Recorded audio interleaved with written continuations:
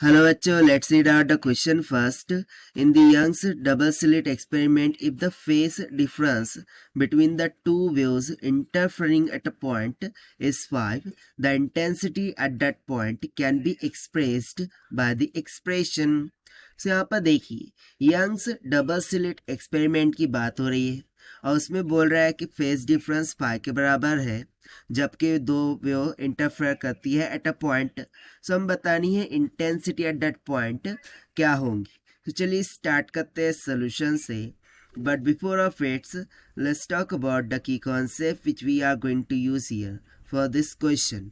तो जब कभी हमें दो लाइट हो और उनकी intensity I1 and I2 given हो, सो जो रिजल्टेंट इंटेंसिटी का फॉर्मूला होता है वो क्या हो जाता है, IR is equals to I1 plus में I2 plus 2 times of under root में I1, ओके ये हो जाता है I1 into I2 cos of phi के बराबर, जहाँ पर फाई क्या आता है, फाई रिप्रेजेंट करता है phase difference in between this two light जो कि एक दूसरे के साथ इंटरफ्रेंस कर रही है, राइट। सब इसी कंसेप्चुअल फॉर्मूले का हम यहाँ पर यूज करने वाले हैं।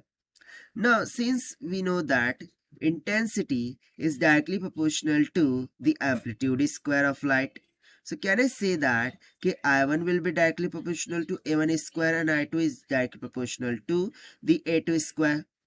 Now light के लिए किसी भी पॉइंट पर जो इंटेंसिटी होती है वो I equals to I1 plus I2 होती है। So can I say that कि जो I रिजल्टेंट इंटेंसिटी होंगी this will be equals to A1 क्या है, सॉरी I1 क्या है, A1 का स्क्वायर प्लस I2 क्या है, A2 का square plus 2 times of under root में I1 क्या है, A1 का स्क्वायर प्लस I2 क्या है, A2 का square into cos of five के बराबर हो जाएगा, right. So this is equals to ये हो जाएगा A1 का स्क्वायर प्लस A2 का square plus 2 times of A1 into A2 into cos of five के बराबर, ठीक है। सो ये आई है हमारे पास रिजल्टेंट इंटेंसिटी, बट क्या ये ऑप्शन से मैच हो रही है, नहीं। सो इसके लिए हमें क्या करना होगा, हमें करना होगा लेट के जो A1 का स्क्वायर है प्लस A2 का स्क्वायर है this is nothing but is equals to A, और जो एम्पलीट्यूड का प्रोडक्ट है that is 2 times of A1 into A2 ये बराबर है B के।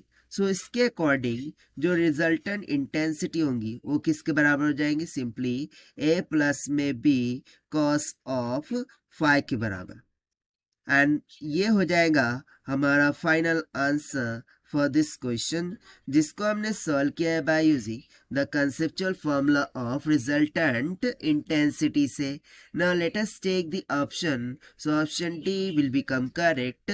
सो this is the required solution. I hope you understood well. Best of luck. Thank you.